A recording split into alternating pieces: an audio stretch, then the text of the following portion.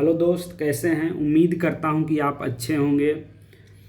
आज मैं दिशा चैनल के माध्यम से आपको ये बताना चाहता हूं कि बिहार में चुनावी सरगर्मी बहुत ज़ोरों से चल रही है और हर राजनीतिक दल लंबे लंबे वादों की फहरिस्त लगाती जा रही है। बिहार के जितने भी राजनीतिक दल हैं, वो चाहे क्षेत्रीय स्तर के दल हो या राष्ट्रीय स्तर के दल, सभी लंबे लंबे वादे करते जा रहे हैं कि अगर हमारी सरकार बनती है तो हम बिहार के युवाओं के लिए नौकरी, रोजगार, बिहार के महिलाओं के लिए शिक्षा आदि बहुत सारे ऐसे काम करेंगे जिससे बिहार का विकास संभव हो पाएगा। आज की स्थिति ये है कि आज़ादी के 70 साल बाद भी हमारा बिहार सबसे पिछड़े राज्यों में से सबसे ऊपर है।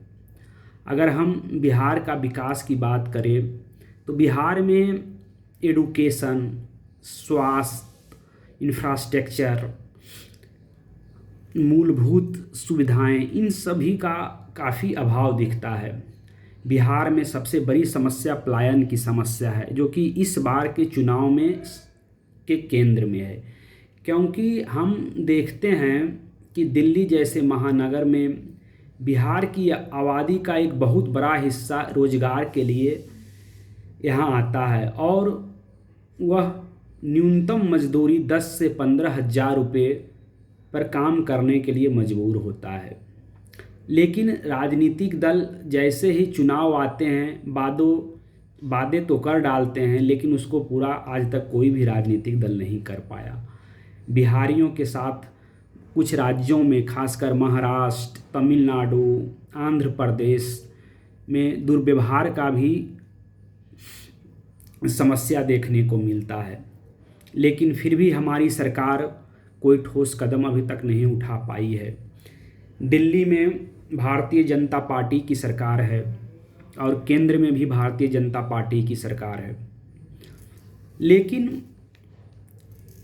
बिहार में भी एनडीए गठबंधन की सरकार पिछले 20 वर्षों से चल रही है, लेकिन आज तक बिहार का विकास नहीं हो पाया है।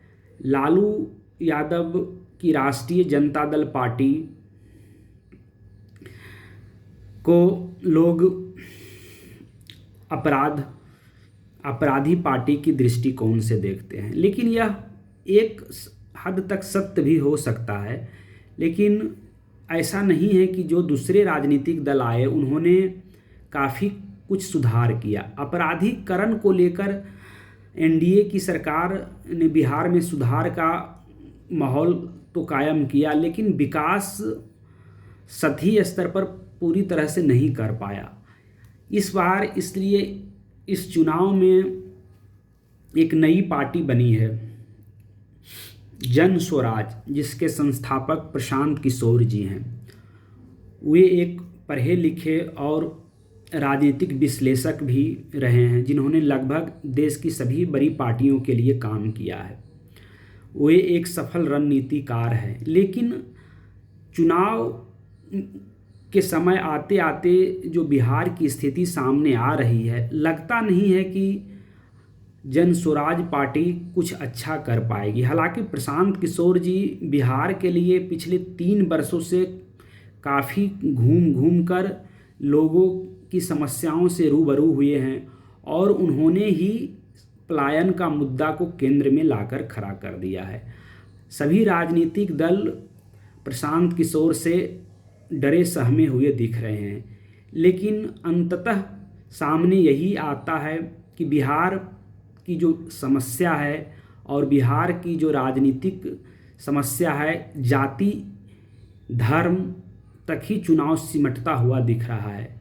ऐसा नहीं दिख रहा है कि प्रशांत किशोर के जो एक शैक्षिक वातावरण के जैसा उन्होंने एक माहौल कायम किया था कि युवाओं की समस्याओं को केंद्र में रखते हुए उनका समाधान किया जाए, लेकिन वह अंत में धरातल के ऊपर आ नहीं पा रहा है और लोग जाति को ही केंद्र में मानकर चुनाव में वोट करेंगे, ऐसा दिख रहा है।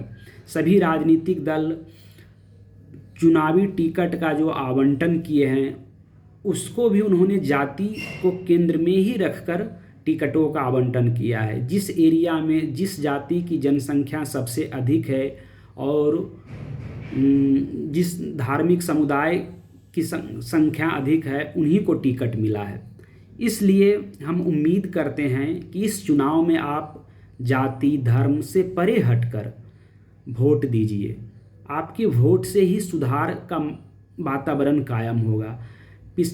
और राजनीतिक दलों को बदलने का आप प्रयास कीजिए। एक ही पार्टी जब सत्ता के केंद्र में होती है तो उनमें तानाशाही जैसा रवैया दिखता है। इसलिए मैं उम्मीद करता हूँ इस बार के चुनाव में कुछ परिवर्तन हो और पढ़े लिखे लोगों को भी राजनीति में आने का मौका देना चाहिए। हम माननीय नीतीश कुमार, लालू यादव आदि को काफ़ी दिन तक सत्ता के केंद्र में रहते हुए देखे हैं। इसलिए इस बार बदलाव होनी चाहिए। आपसे उम्मीद करता हूं कि आप अपने बच्चों का भविष्य को देखिए और वोट दीजिए। थैंक यू, धन्यवाद। मेरी बात आपको अच्छे लगे तो आप मेरे चैनल को सब्सक्राइब और इस पर कुछ कमेंट कीजिए। धन्यवाद।